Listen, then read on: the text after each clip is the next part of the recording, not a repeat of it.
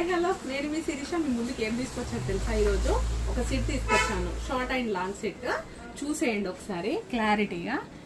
Long new design అండి. ఈ pattern అయితే మీరైతే చూసుండరు, వేరే వేరే అన్నీ ఉన్నాయి. కానీ ఈ లక్ష్మీదేవిలో చుట్టూ కూడా మనకు లక్ష్మీదేవిలో చాలా లాంగ్ సెట్స్ ఉంటాయి, కానీ ఈ మోడల్ వచ్చేసి మాత్రం డిఫరెంట్ మోడల్ అండి. ఇది వచ్చేసి లాంగ్ ఉంటుంది.